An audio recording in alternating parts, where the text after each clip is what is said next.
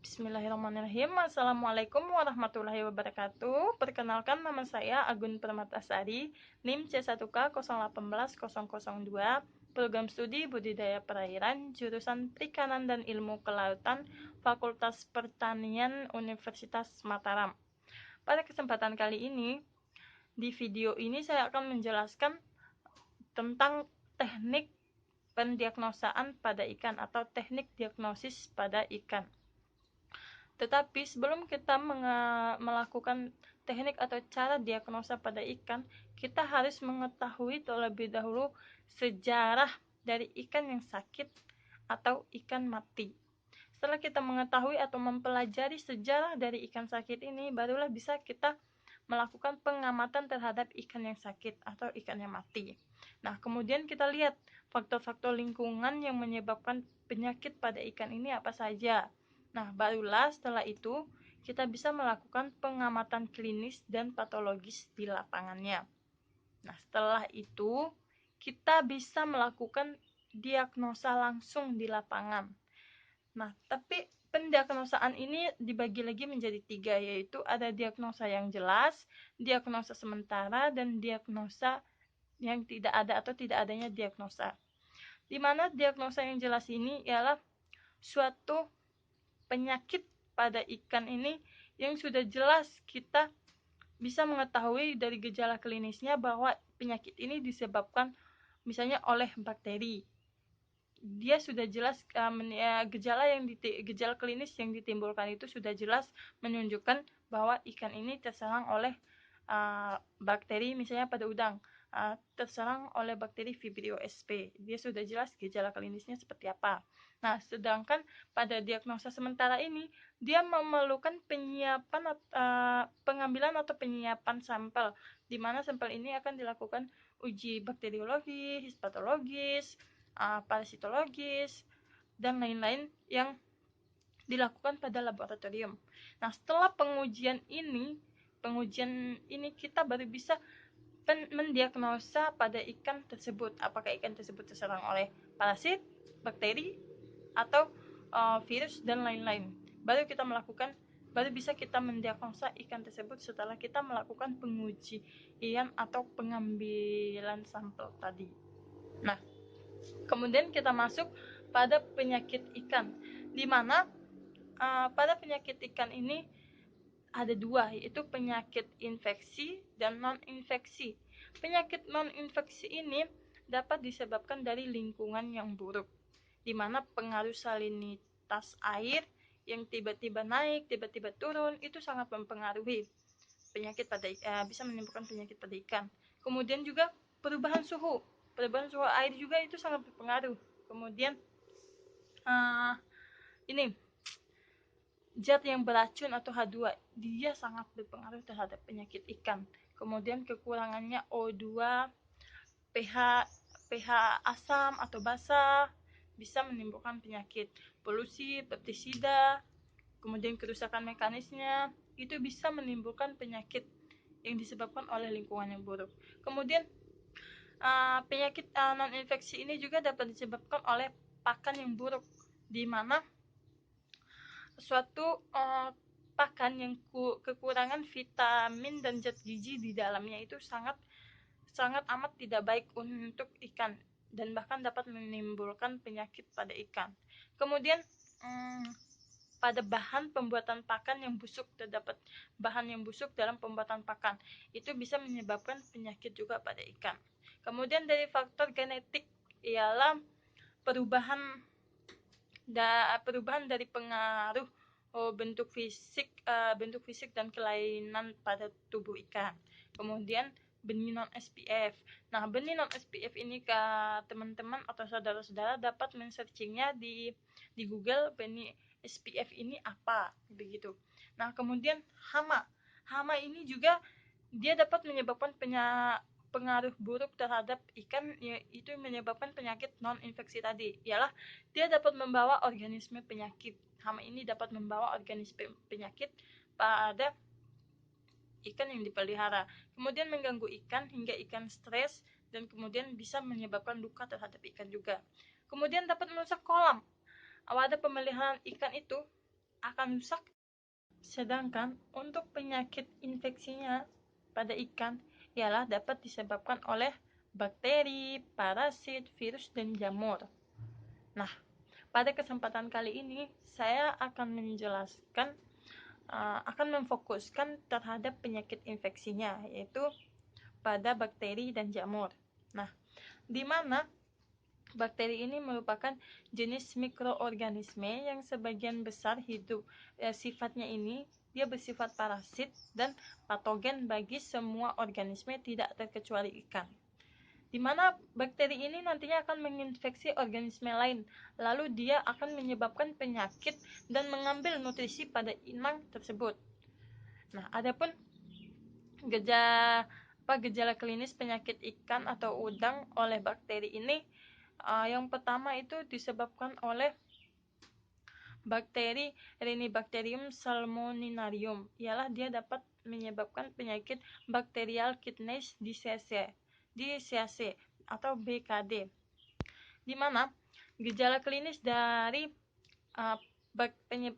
penyakit yang disebabkan oleh bakteri ini ialah ikan akan terlihat lesu, kemudian matanya itu akan menonjol, kemudian insang terlihat pucat karena anemia, kemudian pendarahan di sekitar anus, perut akan kembung, sisiknya itu akan berdiri, sisik pada ikan akan berdiri, kemudian abses di beberapa bagian tubuh, warna tubuhnya berubah menjadi kehitam-hitaman, dan juga hemoragi. Nah, sedangkan karakteristik dari penyakit ini ialah biasanya hidup di air tawar atau air laut dengan suhu optimal antara 15 derajat Celcius sampai 18 derajat Celcius. Dia ini menyebabkan penyakit infeksi yang sistematik, yang lambat tanpa menunjukkan gejala yang nyata sampai ikan itu berumur sekitar 6 sampai 12 bulan. Kemudian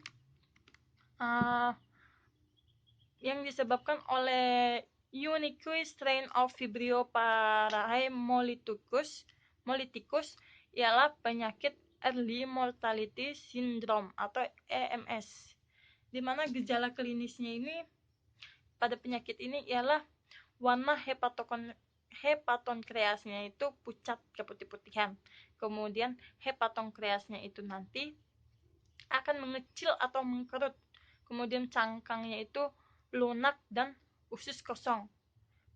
Ini merupakan penyerangan pada udang. Kemudian adanya bintik atau strip hitam pada hepatonkreas. Kemudian hepatonkreas ini tidak mudah hancur atau kenyal serta sulit pecah bila dijepit 2 jari, serta kematian massal 40-100% dalam 4 hari.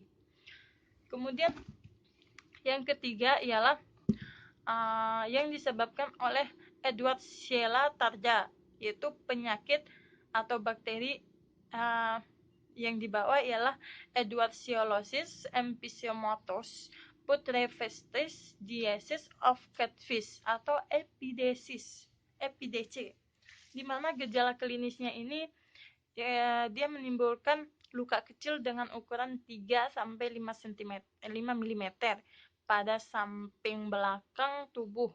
Kemudian lukanya itu bernanah yang berkembang dalam otot rusuk lambung.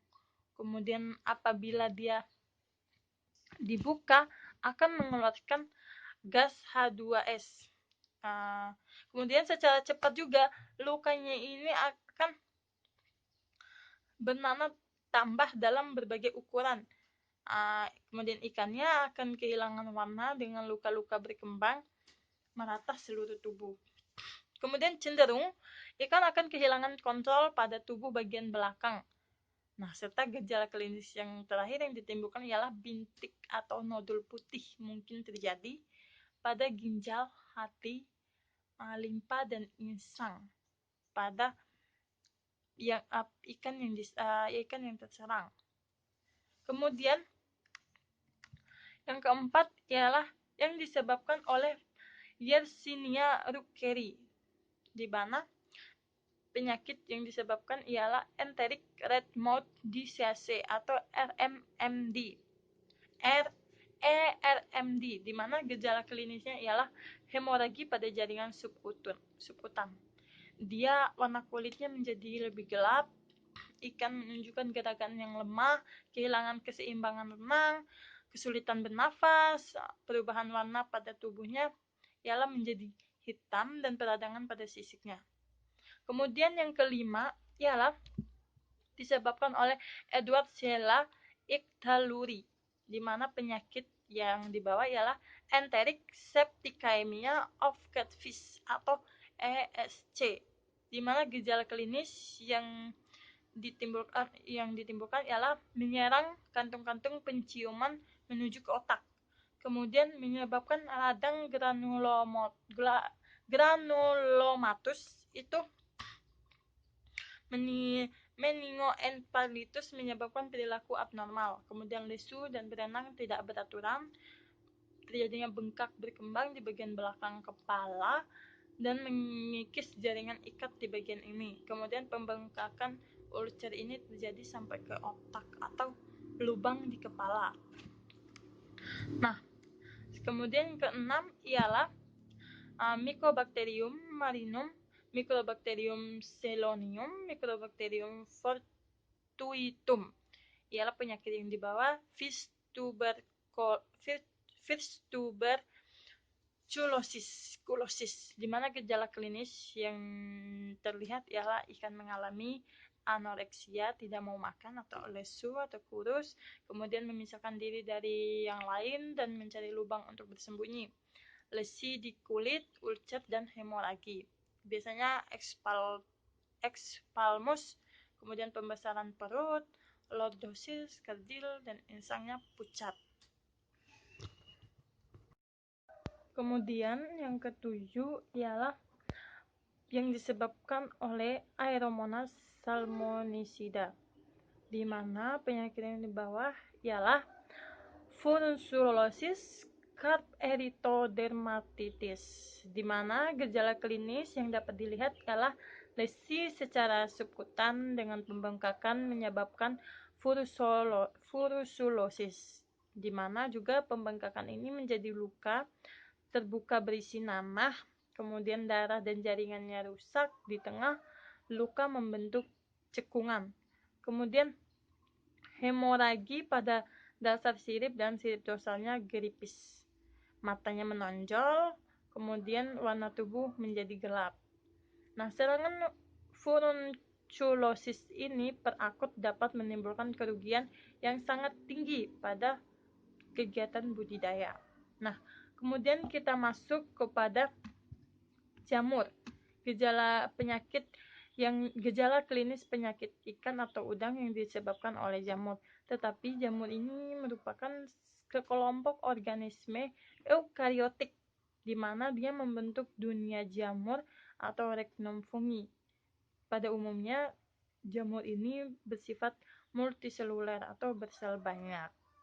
Nah, yang pertama ialah penyakit aphanomycosis atau crayfish plague, yaitu disebabkan oleh Aphanomyces astasi, di mana gejala klinis yang sering terlihat ialah menyerang pada jaringan kutikula yang lunak, kemudian abdomen dan sekitar sendi otot-otot. Itu biasanya diserang oleh kutikula. Kemudian pada ekor terlihat memutih atau pucat, atau dia biasanya berwarna merah kecoklatan. Kemudian biasanya karakteristik pada penyakit ini ialah Zoospora Aphanomyces astasis motil dapat hidup sampai 3 hari. Sedangkan dalam bentuk kista, dia hanya dapat bertahan selama 2 minggu dalam air tawar. Kemudian suhu air ini berpengaruh pada kecepatan distribusinya. Suhu air yang lebih rendah dan terjadinya penurunan Zoospora berkaitan erat dengan laju kematian yang lebih lambat. Kemudian yang kedua, penyakit branchiomycosis atau Bedimegran, Branchiomycosis demigran, yaitu disebabkan oleh Branchiomyces demigran. Gejala klinis yang ditimbulkannya itu ialah ikan menjadi lemah atau letargik. Dia letargik. Kemudian kesulitan bernafas, kemudian akan megap-megap. Biasanya juga ikan ini akan ditemukan mati pada pagi hari. Nah, kemudian hifa cendawan menghalangi sirkulasi darahnya melalui insang ikan. Kemudian insangnya itu berwarna kecoklatan. Sedangkan yang ketiga ialah penyakit Branchiomyces yang disebabkan oleh Branchiomyces sanguinis. Sedangkan yang tadi itu kan yang disebabkan oleh Branchiomyces demigrans. Nah, yang ini penyakit Branchimycosis yang disebabkan oleh Branchiomyces sanguinis, di mana gejala klinis yang diperlihatkan ialah dia ini bersifat perakut atau kronis, sangat kronis, di mana biasanya ditemukan pada pembuluh darah. Insang ini mengalami nekrosis. Terlihat adanya garis berwarna merah gelap pada filamen insang. Kemudian yang keempat ialah penyakit epizotic ulcerative syndrome atau EUS, di mana penyebabnya itu ialah Aphanomeses invadans, sangat invasif di dalam tubuh ikan air tawar atau payau, di mana gejala klinis yang diperlihatkan ialah dapat mengakibatkan luka, ulcer, dan memicu respon granuloma. Kemudian menimbulkan bintik merah pada permukaan tubuh, kepala, operkulum, dan pangkal sirip renang. Kemudian dapat menimbulkan lesi di bagian dermis dan menembus lapisan otot daging. Kemudian terbuka atau borok. Kemudian yang kelima ialah penyakit Sanpapediceae swinging disease ichthyoponosis yang disebabkan oleh jamur Ichthyoponus hoveri. Ialah gejala klinis yang ditimbulkan hilangnya keseimbangan tubuh ikan, terjadinya abnormalitas atau kulit berwarna gelap, abnormalitasnya tadi pada tulang. Kemudian organ bagian dalam dipenuhi oleh hifa. Nah, selanjutnya saya ingin mengucapkan terima kasih dan mohon maaf atas video dan jika ada penjelasan yang kurang jelas, saya mohon maaf. Wabillahi taufiq wal hidayah. Wassalamualaikum warahmatullahi wabarakatuh.